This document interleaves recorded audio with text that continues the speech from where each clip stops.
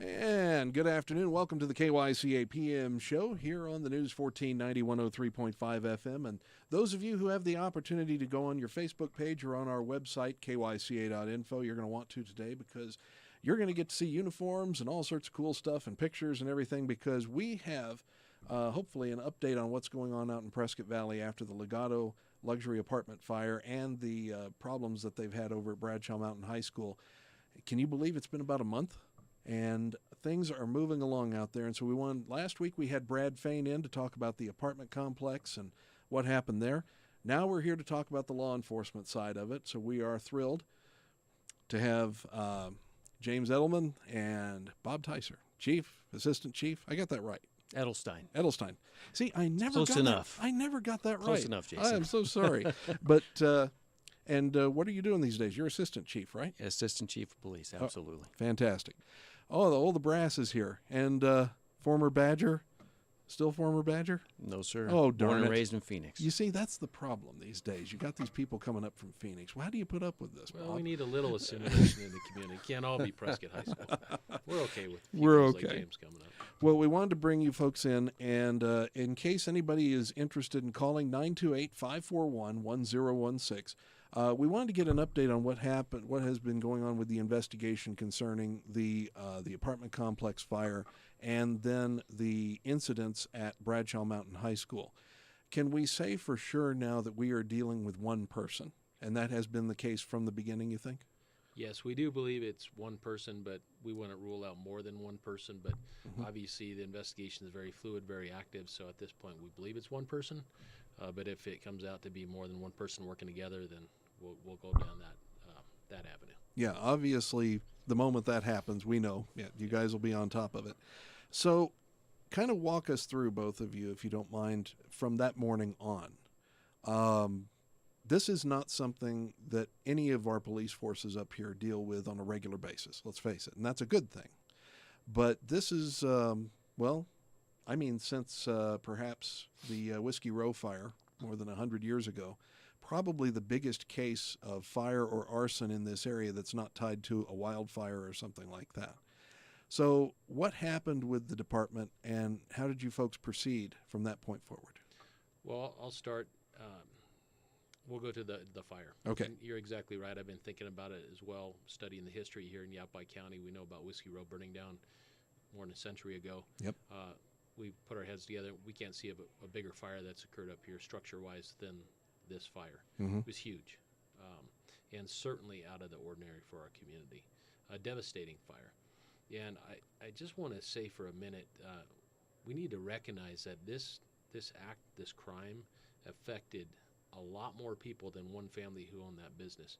It affected hundreds of laborers, construction workers who use their trade to build apartment complexes, build structures, and this impacted hundreds of people and their families. So it was just a really bad crime that occurred.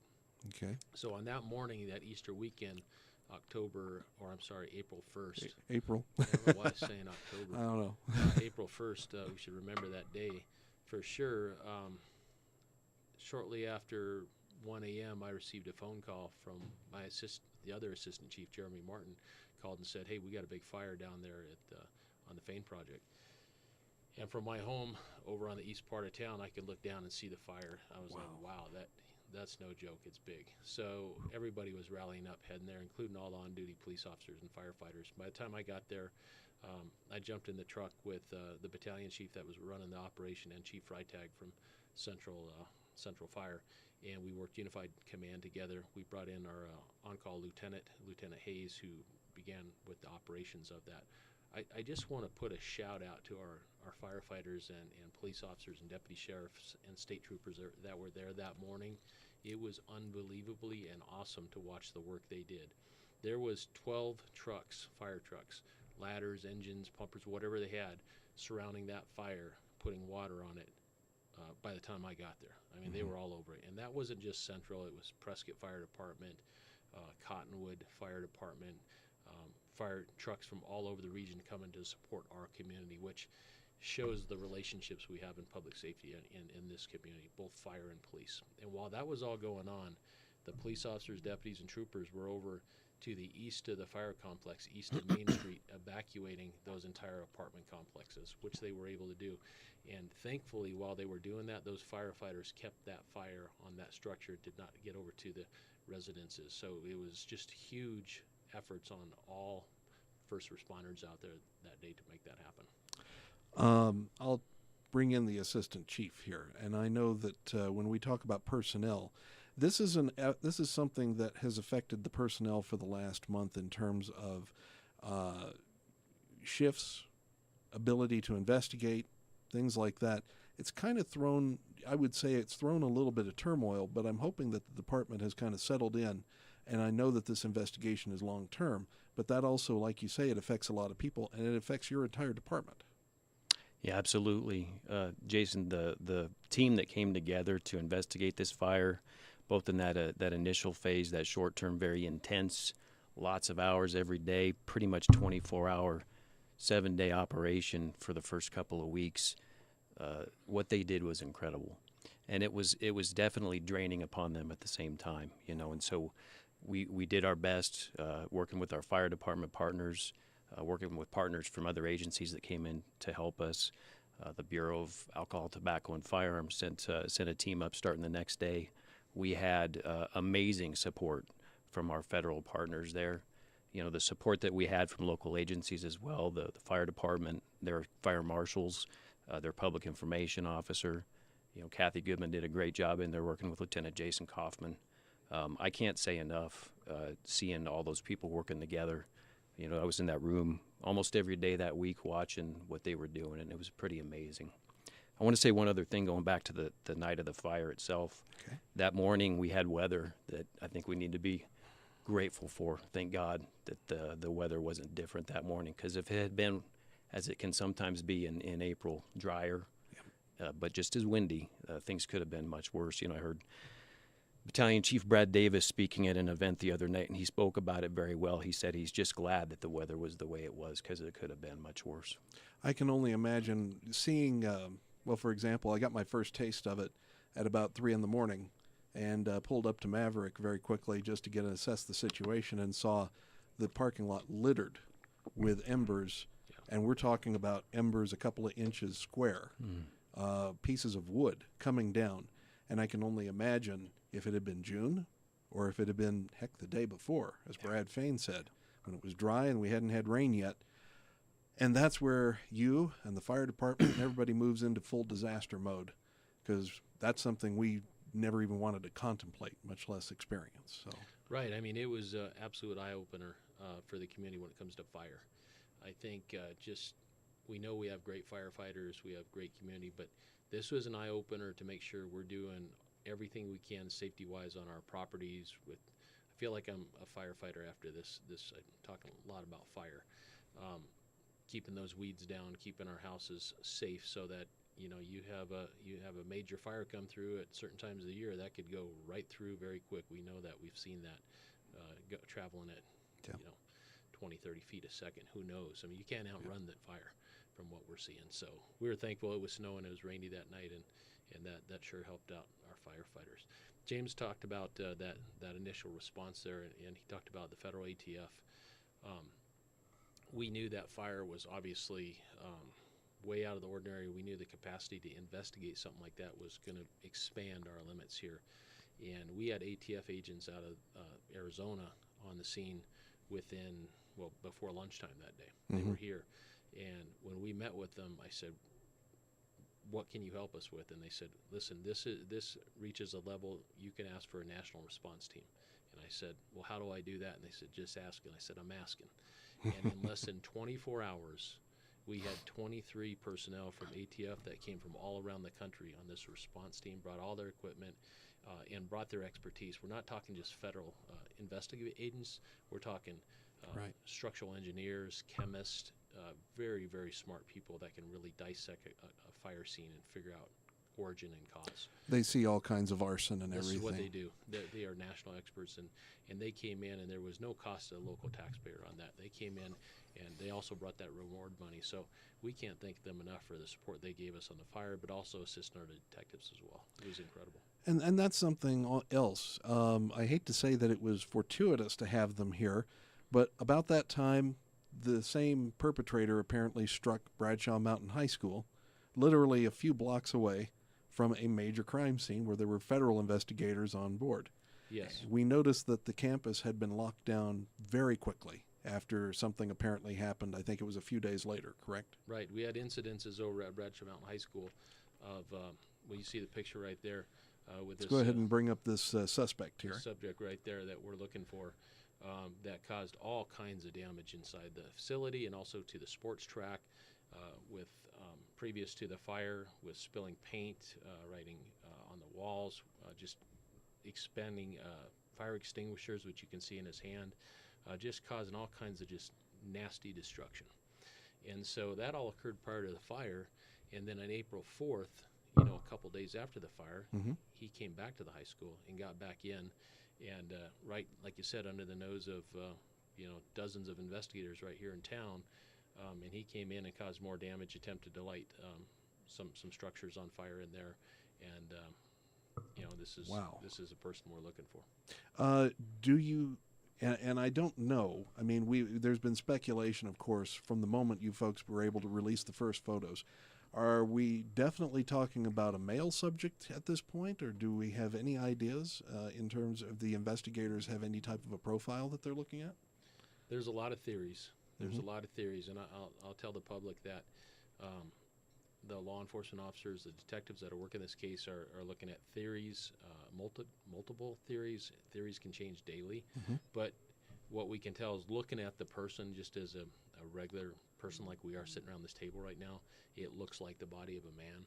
So could it be a female? Well, we'll find out, but it does look like a male from what we've seen. Okay, we're going to take a quick break. I have 100 other questions, of course, but we'll get to. Chief Bob Ticer, Chief James Edelstein, got that right? Yep. Thank you. All right, we'll be back on KYCA PM right after this.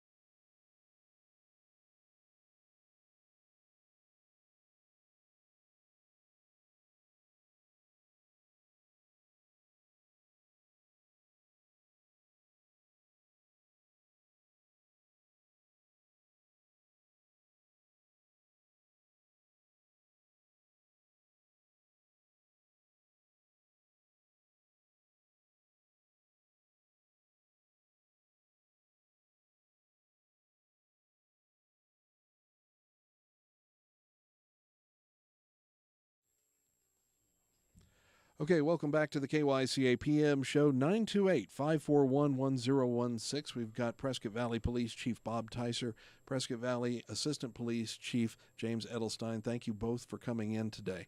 Let's take a look again at the gentleman on the screen here. If you're watching, and don't forget also, if you're not watching right now, you can pick up the video on our website, kyca.info, and on our Facebook page for at least the next week or so. No, actually, I'm going to have the... We'll get it figured out, folks. Don't worry. But anyway, let's take a look at the... this is a picture. This is another picture that we have seen quite a bit of course. Where was this also at the high school? Yes. That was taken there? When we're talking about a subject, and I'm just under the assumption that you all are thinking that it was the same person at least who hit the high school, I believe, 3 times. Is that correct, over the course of that week, basically? Yes. Okay. So at least we're saying it's one individual at the high school. That's what we believe. Whether it's the person who actually set the fire, you're working on that theory, but that could change. Well, we have to keep an open mind 100% on any investigation, but Right. at this point, it does appear the same person that Okay. we're looking for. Now, if we have a chance to bring up the video, I don't know if it's ready or if not yet. Well, okay, let's see if it is later in the hour. You also released a video of him in the entertainment district, or at least somebody that looks like this particular person. When was that video taken? That was earlier in March, I believe, wasn't it? March 10. March 10th, that's right. And basically, it's a picture of him in a few spots walking away. And Yes. it was around, I think, 1 or 2 in the morning, something like that. Is that something that your investigators and others have been able to look at and say, maybe we can narrow this down a little bit by just seeing him move rather than just a surveillance picture? Well, first, let's talk a little bit about the video that's out in the community, and thank the public for all of the information we've been receiving. And we'll talk about that drop in on how to do that in the show today, how to drop in your video evidence. Yep. But we are looking at and sharing pieces of information we're having with the public, because specifically the one that you're talking about that shows him walking, most people have a particular gait to their walk, right? And if you know someone, you see somebody daily, maybe even a good friend or a relative, you see that person from a distance walking, you can typically pick up on, oh, I know that's Joe or Jane. Just an whoever that is. unconscious Yeah, thing you we just all see do. that, right? So Yeah. our purpose for putting that out there was to show the public the walk, the gait of this person, hoping that somebody would see that and go, okay, that looks like so-and-so. Yeah. And that was why we did that. But we've had so much information come in from the community with video, whether private party video homes or the businesses in our area sending stills or video, and that has been so helpful for the investigation, because as you see there, we've got just all kinds of video and pictures of the subject we're looking for. So we've been sharing that, and we ask the public, continue to ask the public to look at their video footage, even going back to, as Assistant Chief said, back into early March or even February, if they still have that data on their housing or their servers. Sometimes those They tend to update themselves. Yeah, that's right. true. They could lose that in 30 days or so. So I think it's critical right now for our public to go back and look at their video if they can, and see if they see somebody dressed like this, or somebody suspicious in their neighborhood, somebody suspicious in a vehicle, and then drop it into the video, which we can put up on the screen, I believe. We've made it very easy. It's a portal where someone can take their evidence or their pictures or video and drop it right into evidence.com. That will come right to the police department. So it's a very efficient way to share that. You can see it on the screen right there. Okay, so you go to pvac.evidence.com, and you'll be able to click into this particular website. And it should be a simple click of submit evidence, and then you're able to upload Right. anything you want. Yes, and correct? it goes right to our detectives working the case. So it's a very efficient way. And when you have crimes like this is the ultimate crime where it's going to take the police and the public working together to solve this. And that's what's going on right now in our community. And we want to say thank you to all the folks in Yavapai County and elsewhere that have been sending tip after tip, either through Silent Witness or ATF, or just calling us or seeing us around town and saying, hey, here's something I thought was suspicious, or can you take a look at that? And we're taking everyone serious, all those tips serious, and that's what we've been doing for the last month, is just following up and taking every one of those leads and looking at them. James, how much manpower are we talking about on this? Because I know you've got a bunch of crimes to talk about, and you've got your normal everyday duties that have to be done. How do you handle something like this? How do you reassign people? So, because obviously this is a primary investigation. Sure. We've got a team in our criminal investigations division of a lot of detectives that have a lot of work before this happens. And so you can imagine that when something like this does happen, they've got to set their caseload aside for a little while, and we want to get them back to that caseload as fast as we can. So first of all, we're going to pull in again those resources from outside the organization, our partners, the Sheriff's Office, County Attorney's Office, ATF. You know, a lot of our brother and sister agencies around the state came in to help us with this investigation.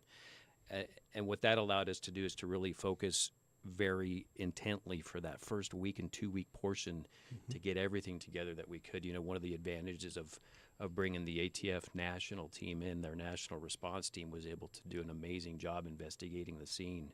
And so you can imagine that allowed all of our investigators, all of our local resources to immediately start getting out into the communities and canvassing for cameras, talking to people that are calling in tips. We were out in the community within days doing what we call a camera canvas, looking for people with doorbell cameras and surveillance systems, talking to people at their doors, trying to get a hold of that evidence before it does eventually disappear. You know, as far as the amount of time that it took to investigate this over that first few weeks, I would say it's in the thousands of staff time as far as hours. Yeah. Yeah. And one other thing that I noticed, can we go back to that one of the two pictures? Doesn't matter which one. The significance on his forehead of what looks to be a GoPro. Obviously, you're bringing in computer forensics as well, because surely, especially like this is the type of person that likes to perhaps brag about what he's done. And the fact that this has not yet popped up, that to our knowledge, on Facebook or some other social media is surprising to some of my people that kind of understand psychology and work with kids, and say, that's amazing. If he truly was filming, if he truly was doing that, that nothing has been seen yet. And surely somebody would have said something. So go ahead. I would take that back to the Chief Ticer's reference to there's a lot of theories out there, you know, and as an investigator, our detectives, they've got to keep that open mind and realize there are so many different potentials for as far as what that individual was doing with that camera on his forehead. Again, we can theorize and make a lot of different guesses, but we'll find out eventually, I hope. I would think that if he was posting anything anywhere, somebody would have said, we'll see it, because that's why you do it, I would say. I would agree. I mean, if that had been posted somewhere publicly, we have 50,000 folks in Prescott Valley, and well, we got 250,000 people in the county or so, right? Yep. All looking for this guy. So I think somebody would have seen it if it had popped up at this point. Yeah, so a bit of a surprise there, as far as we were concerned, because as soon as you released that picture, I think we had some people say immediately, "Oh, this is only a matter of time," and that was the hope anyway. But That was the hope. it may still be. Who knows? We're going to take a quick break here on KYCA. Gentlemen, can you stick around for a little bit? Sure. All right. We got a lot of other stuff to cover as well. There's all sorts of manners. You know, just because there's one big investigation doesn't mean that the police stop and the crime stops. Everything goes on. So we've got a lot more to talk about here on KYCA PM. 928-541-1016. Back after this.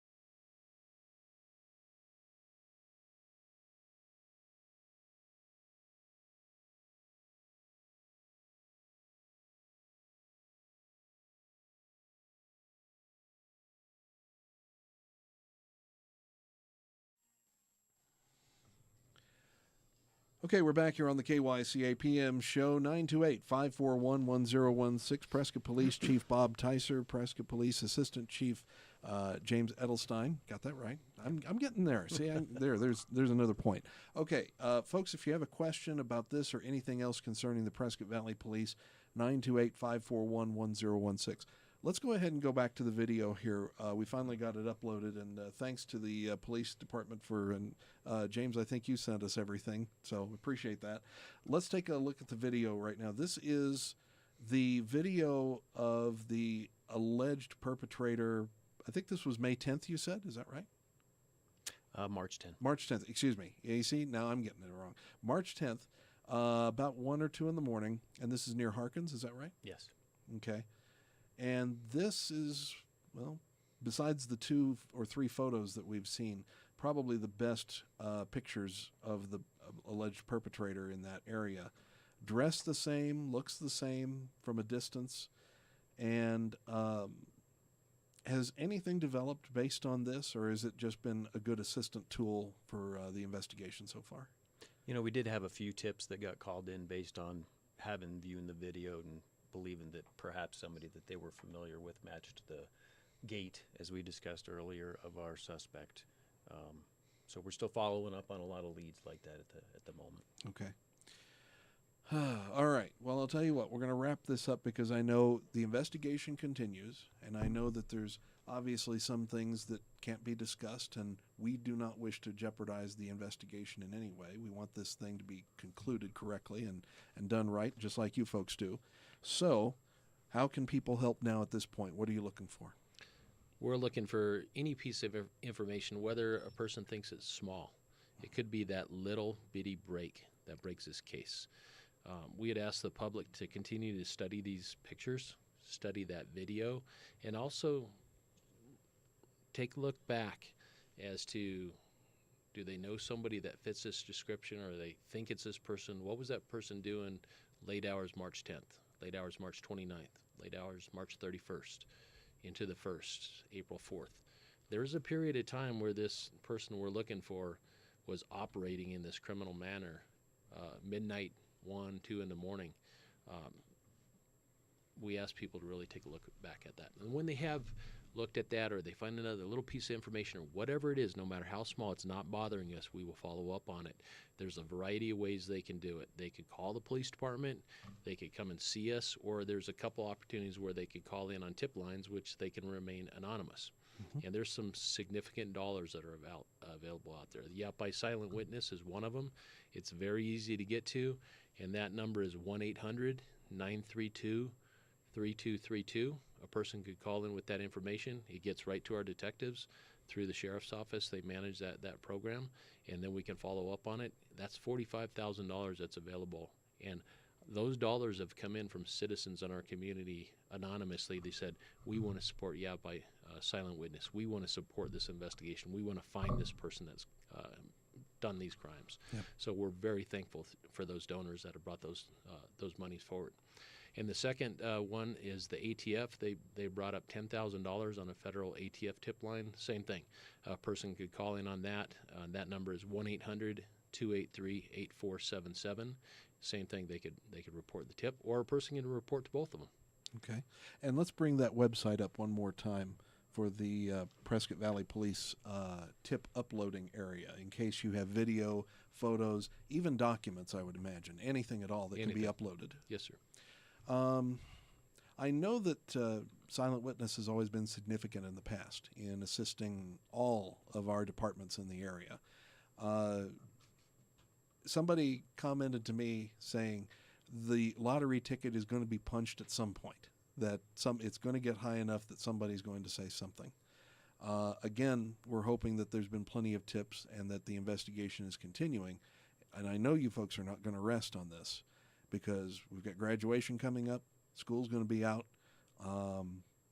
and he's shown that I would say he, I think, has shown that there's not a lot of fear there. Even with police looking for him, he still hit the high school again. Absolutely. I think this is going to be solved with the community's help, and that includes being vigilant moving forward with all the things you just described right now. we ask our public to stay vigilant, pay attention to safety, and if they believe that this is a person, you've seen the carnage that he's done in our community. We need to take him very serious and be cognizant of danger and report that to law enforcement so we can address it. And very fortunate that no one has been injured. That's right. And especially in dealing with the fire, that we didn't have any injuries or deaths among firefighters, law enforcement, or anybody else trying to take care of the blaze and the people around it. That's for sure. So I'll tell you what, we're going to go ahead and take a quick break, and we're going to walk away from this just a little bit. We'll hit the tip line again at the end of the show, but we've got a few other things to talk about. Hopefully a few happier things and a few other things going on, but right now we'll take a break and be back after this.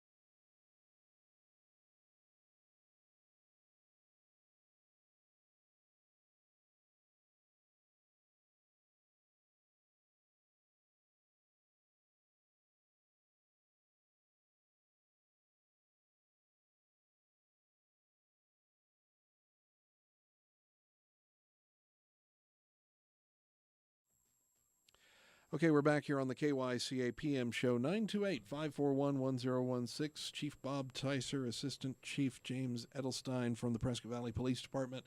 And I want to thank you both gentlemen for coming in and talking to us and kind of updating us. I had my fingers crossed that, hey, we're going to announce an arrest, but we're not there yet. And I know that these things take time. And I know that you folks are going to be tireless on this and everybody that's looking into this. So we just wish you the best of luck on it. Thank you. Appreciate that. Appreciate you and the folks out there who are working hard too. One thing that struck me, I have to say that morning, if you don't mind, just on a little bit of a note, I got there about 3. You were able to get the Prescott Valley Command Center up and running, and that looked really good. Looked like everything was organized well. And we managed to have both your Lieutenant Jason Kaufman and Kathy Goodman on the air at 6:05 when people were starting to commute and talking about avoid this, don't go here, don't go there. And hopefully that helped out a little bit. I mean, we're always happy to help. It's just, again, it's a situation that you hope doesn't happen, but when it does, it looked like everything worked out pretty well as it could. Yeah, as the police chief, I couldn't have asked for a better response from all of our partners and our department and our volunteers. You talk about that command trailer that was brought out by one of our volunteers that just came in and he didn't get paid for it. Yeah. That's just what he does. He supports the police department through volunteerism and got that going. And then that partnership with fire working together. This is what we train for. This is what we prepare for. When these incidents happen, everybody came together very well. And appreciate the media as well helping out with getting information out to the public. So that's. I'm very thankful the way that went down. It seemed like everybody pitched in. Yes. That was a good thing. Yes. And that was a great thing. And yeah, even in the media. I mean, everybody needs to hear. Everybody needs to get the word out. And so we're happy to help out whenever those times come, along with our partners in the media as well. For sure. So everybody. So moving on just a little bit, because there is other business besides the fire and everything else going on. You actually brought a list with you. So Brought a list. What does the chief and the assistant chief want to get out there for the people today? What's Well, going on? Thank you for asking. We are a community policing department. We really take our energy from the public, from the community. and we have that relationship in Prescott Valley. So we do a lot of events with the community to get out there and celebrate really cool things. Like right now we're doing a teen safety table coming up in May, where we'll bring officers and professional staff out to provide information to local teens free of charge. So we spend a lot of time with mental health awareness in that area, how to be safe when home alone, and online safety, which is really big. So we do that, and we'll continue to do that, supporting our youth through the library. So that's a big one. Okay. And our folks love to work that because we want to see our kids safe. Yep. Another big one that's coming out is exciting. May 31st, a Relay for Life. It's an American Cancer Society fundraiser that the Prescott Valley PD team is working together, and that's going to be the Blue Goes Purple is what we're going to be calling that. Okay. And the public can buy challenge coins from the department on that for $10 at the lobby, and they could come out and support the officers and professional staff as they're walking around for, how long is it, James, 24 hours? Yes, sir. 24-hour period of time where it's just a nonstop walk to support cancer awareness and help out on that. What does it have to do with policing? I don't know, but it has to do with community, right? And that's pretty cool. Even when it's something not related to policing, it's about that community together. So we're excited to do that event too. Yeah. One thing I keep hearing about, and I'd like an update if you don't mind, if you've got one, concerning the canine units. That's always a very popular department. And again, more and more vital all the time, as I'm sure you're seeing drugs and other things coming through the community. The canine units have been worth their weight in gold, to be quite honest. You are exactly right. The canines are a popular group. Yes. You can bring in SWAT, you can bring in traffic. James or I could show up. We can bring in the cool cars and motorcycles, and that's all great. But if the canine shows up, nobody's interested in other things. It's all about the dogs. And so we have 4 awesome Belgian Malinois on our police department, and they are not cheap. You know, a Belgian Malinois that we buy to become a police dog, and our dogs are dual purpose. They're narcotics trained so they can sniff for drugs, but they're also patrol trained where they can track and they can apprehend subjects as well too. We can put them in harm's way, and they're glad to do it. They are awesome. That's what they do to protect the handlers and protect our officers. They cost about $15,000 a piece, and that's before the training goes into it. But here's where it lies for the taxpayer in this community. The taxpayers aren't buying those dogs. We have an anonymous, we know who he is, but he's an anonymous donor. And he has purchased, him and his wife have purchased upwards of 22 police canines in this community over a period of time for the sheriff's office, for Prescott Valley, for Chino. That's what they do because they want to give back to the community. And so, and that includes bullet and stab resistant ballistic vests for the dogs, equipment for the dogs. We've got Olson's that's providing support for the canines through food.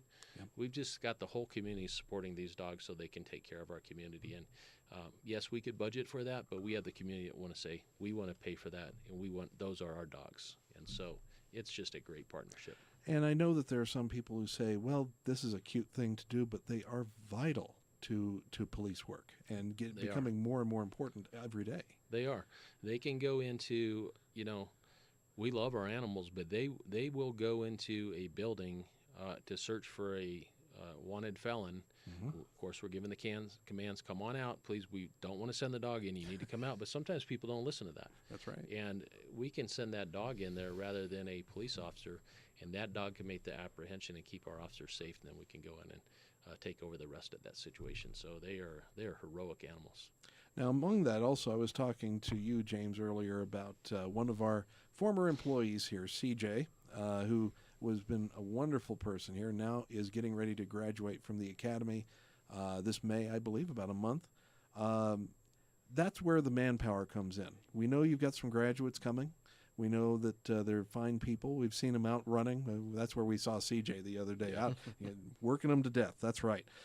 Getting them trained up and getting them ready to go. What happens once they leave the academy and they head to the Prescott Valley Police Department? You don't just send them out and say, here you go. There's still a long way to go. Absolutely, Jason. We take the training of our officers very seriously. We take the equipment that we give our officers very seriously. Those are the two of the most important things that we can do is put them out on the street with what they need and with the training they need to go out there, serve our community, and do it in a safe manner. And so what happens when they graduate the academies, they spend 2 to 3 weeks in a post-academy. They're getting some additional certifications and department-specific training. And then they go through a period of field training during which they spend time with 3 different field training officers, at least, sometimes more, depending upon the particular training that those officers need. And then once they come back to that original trainer, because the first phase of training and the last phase of training is the same training officer, there's an evaluation that kind of brings things full circle so that that training officer that saw them right out of the academy gets to see where their progression is at before we go ahead and let them off into their solo status where they graduate the program. Wow. That's about 16 weeks long after the academy of training before they're out in the car by themselves. And that is the academy, if I remember correctly, is about 5 months in length. 21 21 weeks weeks? or 22 weeks? It's No, 21 weeks. 21 now. Yeah. So it's nearly a year of training. And that's before, and that's after we go through the hiring process, which takes a period of time. So it's a big investment. It is. But Big investment. it seems to be worth it. And just a quick question. I'll tell you what, we're going to take our last break, and then I'm going to hit you with the question in terms of manpower, because we've been talking to the Prescott Police and Prescott Fire Departments, and there's the possibility of they're talking about the possibility of a sales tax to help expand and pay for new things out there, and want to see where your department is. Okay, so we'll take a quick break and be back after this.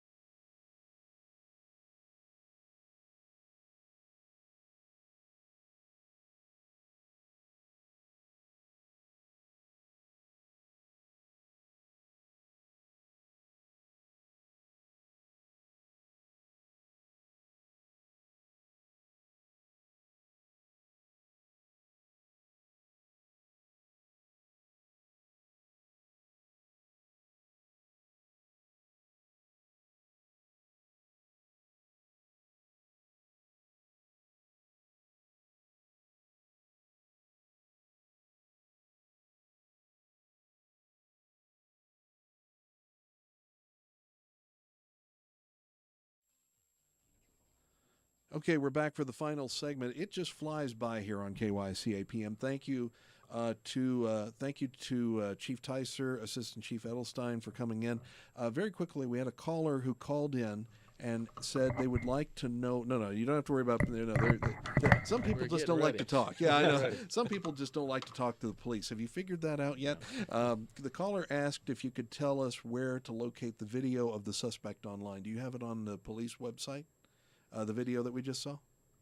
It's on our police website. They can also go to the Daily Courier site. They've got it right up close to where people can get to it. Okay. Yeah. I believe we have It's it on also our on our website. Facebook page. On your Facebook Yes, page? sir. Okay. Yeah. And I believe we have it on our website too, on kyca.info.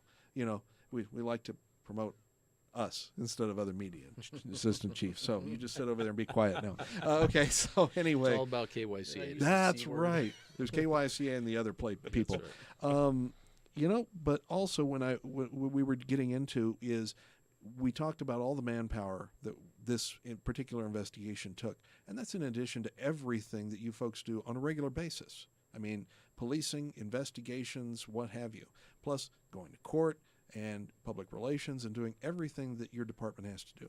So where do you stand in terms of manpower right now? Facilities. I mean, you have a pretty good facility out on Civic Center, but there's always the possibility as the population expands that you're in need of other expansion as well. So Where do you two believe we stand where it comes to manpower and the needs of the Prescott Valley Police Department? What do you think? I'll let James answer this one. This is in his wheelhouse. He's got recruiting on the department. So Oh, there we go. Speak about that. I knew there was a reason I was talking to you about all this stuff. So, As ahead. of today, we're authorized 87 sworn positions. We have 84 of those filled. Very good. Yeah, with people, and we've got some applicants that are in line for those next open positions. So we're in a great position. Okay. Very fortunate to have such a wonderful department full of great officers and professional staff. I truly believe that's one of the biggest reasons that we're being so effective in recruitment right now, because they're going out into the community and talking it up about working for the department. It's a great place to work, and they're our best ambassadors for that. So, as far as recruitment goes, no complaints right now. We're doing super well.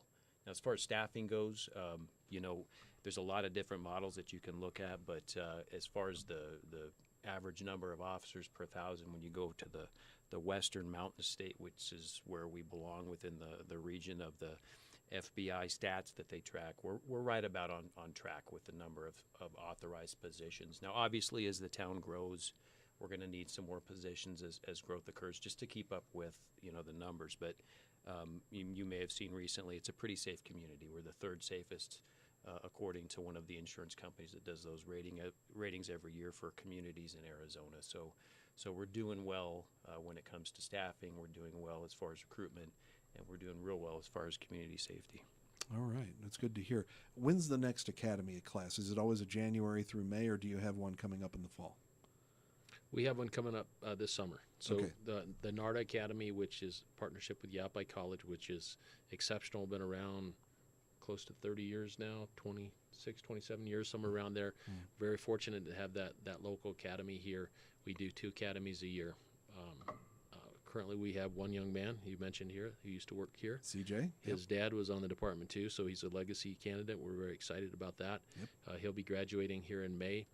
And then, as James mentioned, we have several openings that we plan to send to the next academy this summer, July, I believe. James, right? Yes. It starts in July, and then we're also looking at, as we grow, will just 2 academy dates be the right amount of academies for us per year? And we're looking at potential partnership with the police academy up out of Flagstaff, which will be offset of those 2. So basically, every quarter there would be academy, and because sometimes if you have a few openings and you have to wait 6 more months to get an academy slot, you may lose those fine candidates somewhere else, and we don't want to do that. So we're looking at all those options, and then we also get some really solid lateral officers who are already certified that want to come to work for our organization, either out of the valley or other states will come in here, and so we have a nice mix of folks coming in, but we've got good candidates coming in. Well, I know it's a constant process. You have retirements, you have people who move on to other areas or decide that this isn't for them. They, just like any business, just like any place else when you're dealing with people. So Yes. It's a constant turnover. That's the thing. You mentioned, James, that Prescott Valley has been noticed to be about the 3rd safest community in Arizona. And that's a great thing. And obviously we see that. But I know that there's always crime going on. It's not because there's not crime going on. It's because you're fully staffed for the most part, and you've got good people working for you and good investigators. Is there a wish right now? Is there something that you think that both of you think that the department could use? Is there something that you say, I think as safe as we are, we really need this in the community? Do you think you have everything covered, or is there something that you, in the back of your mind, say, it would be nice to have this? What do you think? I'll start at that for a second, James, if you're okay. There's always a need to ask for more. We Sure. can always do that, but we are also stewards of the taxpayers' money. Yep. And I do believe, as the chief there, that we're in good shape. Okay. So the biggest ask that I would say is just ensuring that we continue to have that relationship with our community, and a thank you to our community, because it's not all about the police department and why we're safe. We have good people in Prescott Valley. We have good folks that live there who are looking out for neighbors and working with each other. That's a lot of it. It's the people that are out there. So just that's my wish, is that we just continue to have that great relationship with our community. It's not always perfect, but it's pretty good right now. James? Yeah, along a similar vein, Jason, I've been with the department a little while. I went through the downturn in the Great Recession, and I saw us go from about 70 sworn down to 50 something. And when we lose that opportunity to have the kind of contacts that we talk about earlier with our outreach with the community, when we have those contacts with members of our community that are non-enforcement, we got our Youth Police Academy coming up, National Night Out, Citizens Police Academy, the Puente de la Comunidad. The opportunity to continue to have this interaction with the community depends upon our relationship with the community, depends upon the ability to maintain staffing the way that we are right now. So my wish is that we continue to recruit the way that we are right now. We keep our ranks just as full as we can, so that we can maintain that community relationship, because that's really the key to community safety. All right. Chief, Assistant Chief, both of you, this is going to be the last word. Again, Yavapai Silent Witness, the Prescott Valley Police Tip Line, ATF, wherever, whatever. Get the tips out there. Good luck to all of you on this investigation and everything else. Thank you, sir. Thank you, Jason. KYCA PM, we're signing off for the night. Hope you all have a great day. Don't forget, tomorrow night it is the Mulligan